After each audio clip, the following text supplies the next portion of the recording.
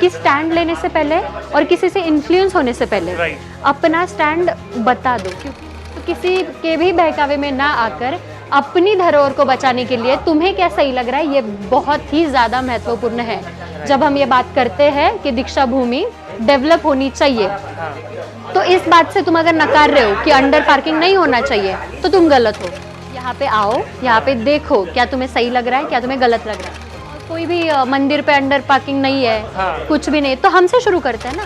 करोड़ों किताबों की बिक्री होती है, वो कहीं ना कहीं बंद हो जाएगा। कैसे बंद हो जाएगी? ये किसी के बहकावे में आकर अगर तुम वो बात स्प्रेड कर रहे हो, तो अपने समाज का नुकसान है, किसी और का नुकसान नहीं होने वाला।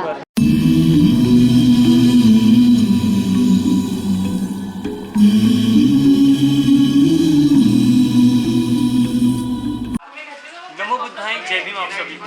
दोस्तों, आज मेरे साथ एक अम्बेडकराइट इन्फ्लुएंसर बैठे हैं जिनका नाम आप सभी लोग जानते हैं, मैक्सिमम लोग उन्हें जानते हैं और उनसे इन्फ्लुएंस होते हैं। और आज ये सभी लोग यहाँ पे आ रहे हैं। मैडम पूना से आई है, खास नागपुर में दीक्षा भूमि पे जो वाद चल रहा है इसके ऊपर जानने के लिए। तो सबसे पहले मैडम आपको नमो बुद्धाय, जय भीम। नमो बुद्धाय, जय भीम। क्या आप बताना चाहोगे कि किस आधार पर आप पूना से नागपुर आए हो? Actually Ashwin, people are very confuse about Deeksha Bhoomi. उनको समझ में ही नहीं आ रहा है दीक्षा भूमि में चल क्या रहा है, एग्जैक्ट मुद्दा है क्या और हमें किस पे झगड़ना है। तो उसके लिए मैं पुणे से नागपुर आई हूँ कि हुआ क्या है। तो अभी यहाँ आके पता चल रहा है कि मुद्दा ये है कि दीक्षा भूमि में अंडर पार्किंग होना चाहिए कि नहीं होना चाहिए।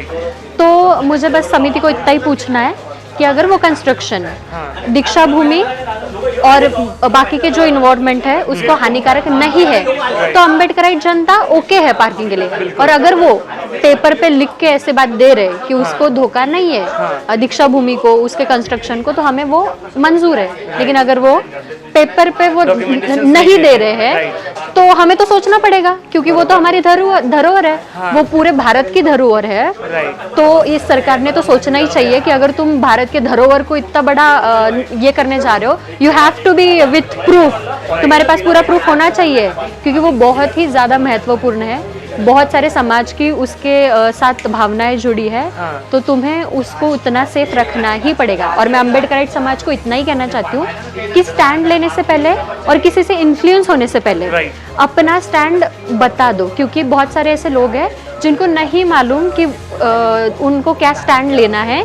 किसी इन्फ्लुएंसर के बहकावे में आकर वहाँ पे कुछ अलग चल रहा है और यहाँ पे कुछ अलग चल रहा है। तो किसी के भी बहकावे में ना आकर अपनी धरोहर को बचाने के लिए तुम्हें क्या सही लग रहा है, ये बहुत ही ज़्यादा महत्वपूर्ण है। जब हम ये बात करते हैं कि दीक्षा भूमि डेवलप होनी चाहिए, तो इस बात से तुम अगर नकार रहे हो कि अंडर पार्किंग नहीं होना चाहिए, तो तुम गलत हो। और अगर तुम चाहते हो कि डेवलपमेंट हो, तो तुम पूरे कागजात, तुम पूरे डॉक्यूमेंटेशन देख लो और तुम सही फैसला लो। बस यही चाहते हैं। आज यहाँ पे आके असल मुद्दा क्या है ये देखने को मिला।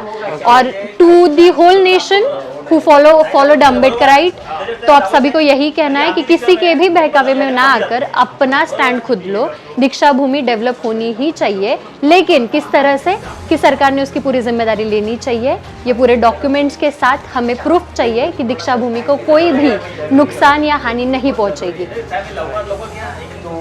एज अ अभी लोग कैसे कि बहुत ज़्यादा कंफ्यूज भी हो रहे हैं कि ये हो क्या रहा है, राइट?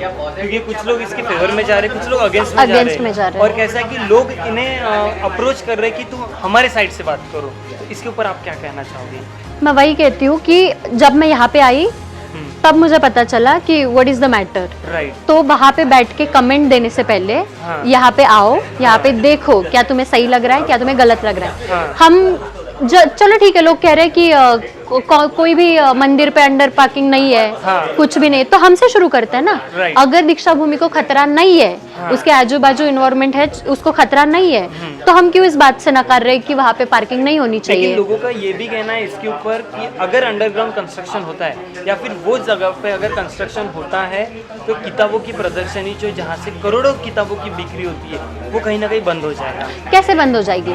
ये तो उनके ऊपर हमें छोड़ना है ना।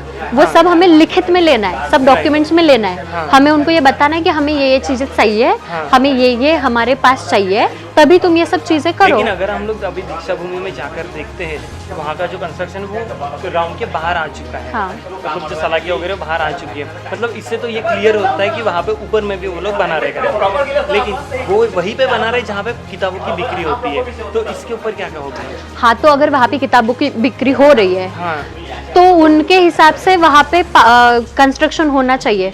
तो तुम अब साइड पे जगह भी तो मांग सकते हो, दीक्षा भूमि तो अपनी ही है। हाँ। हम तो कहीं पे भी बुक्स स्टॉल लगा सकते हैं ना। हाँ। वो तो हमारी है ना। तो ये मुद्दा ही नहीं है, ये मुद्दा ही नहीं कि तुम्हारे पास जगह नहीं है, हमारे पास बहुत जगह है। दीक्षा भूमि पूरी हमारी ही है, तो तुम कहीं पे भी जाओगे ना तो पूरी हमारी ही है दीक्षा भूमि, ये पूरे भारत की दीक्षा भूमि है। तो it's not belong to any Ambedkarite people, ये पूरे नेशन का ही मुद्दा है। तुम्हें अपने खुद के धरोहर को संभाल के रखना पड़ेगा। तुम एक मुद्दा, या फिर तुम ऐसे नहीं कह सकते अश्विन कि यार मेरे पास ये जगह नहीं है बुक्स स्टॉल लगाने के लिए, तो मैं पार्किंग नहीं होने दूंगा, या फिर मैं कंस्ट्रक्शन नहीं होने दूंगा, या फिर मैं डेवलपमेंट नहीं होने दूंगा। तुम अलग कुछ मांग लो ना उनसे, तुम अलग जगह मांग लो उनसे डेवलपमेंट के लिए, तुम्हारे बुक स्टॉल के लिए अलग जगह मांग लो, लेकिन तुम कंस्ट्रक्शन क्यों रोक रहे हो? ये तो बहुत अलग बात हो गई ना उससे। तुम्हें कंस्ट्रक्शन चाहिए कि नहीं चाहिए, तुम्हें डेवलपमेंट होना चाहिए या नहीं? मेरे हिसाब से दीक्षा भूमि डेवलप होनी ही चाहिए, क्योंकि अगर तुम उसको अगर तुम उसको ऐसे ही रखोगे तो वो कितने दिन वैसे की वैसे रहेगी। हर चीज को डेवलप की जरूरत पड़ती ही है, लेकिन तुम्हें ये देखना है कि वो तुम्हारे तरफ से है, उसको कोई हानि नुकसान नहीं पहुंच रहा है। तुम ये लिखित ले लो, डॉक्यूमेंट्स करके ले लो, और फिर तुम अपना स्टैंड ले लो। That's it. एक लास्ट क्वेश्चन पूछना चाहूँगा कि अम्बेडकराइट इन्फ्लुएंसर जो इंस्टाग्राम या व्हाट्सएप पे मैसेजेस को स्प्रेड कर रहे हैं, या फिर जो वीडियोस देख के कमेंट्स कर रहे हैं, जिनको कुछ भी पता नहीं है कि एक्चुअल में क्या चल रहा है और सिर्फ वो लोग ट्रोल कर रहे हैं, तो ऐसे लोगों को आपका क्या मैसेज रहेगा? मैं सभी साथियों से ये निवेदन करती हूँ कि जब तक असल मुद्दा आपके ध्यान में ना आए या फिर आपको असल बात पता ना चले, तब तक कोई भी कमेंट्स या फिर कोई भी रिएक्शन आप मत दो, क्योंकि समाज के कुछ इन्फ्लुएंसर ऐसे भी हैं जो कि अम्बेडकराइट नहीं है, लेकिन वो अम्बेडकराइट होने का दिखावा कर रहे हैं और आपके तरफ कुछ अलग ही न्यूज़ स्प्रेड कर रहे हैं। तो अगर आप ये चाहते हो कि आपके पास सही न्यूज़ आए, तो आप यहाँ पे आओ, या फिर ऐसे इंसान को कांटेक्ट करो जो कि वो न्यूज़ रखता है, ओरिजिनल न्यूज़ रखता है। किसी के बहकावे में आकर अगर तुम वो बात स्प्रेड कर रहे हो तो अपने समाज का नुकसान है, किसी और का नुकसान नहीं होने वाला। उससे अच्छा है कि तुम यहाँ पे आओ, यहाँ पे क्या हो रहा है उस आंदोलन में, उस चळवळ में हिस्सा लो, तभी तुमको समझ में आएगा। ये गलत अफवाह फैलाना बंद कर दो बस। तो आई होप दोस्तों कि आप सभी के थॉट्स अभी तो भी क्लियर हो गए होंगे, नहीं हुए तो आप सभी से अनुरोध करूंगा कि एक बार दीक्षा भूमि पे विजिट करिए और वहाँ पे लाइव जो भी चीज़ें चल रही है उसे देखिए, और उसके बाद अपना ओपिनियन सभी लोगों के साथ शेयर करिए। तो तब तक के लिए मुझे दीजिए इजाज़त, और आप देखते रहिए बहुजन मीडिया चैनल। नमो बुद्धाय, जय हिंद।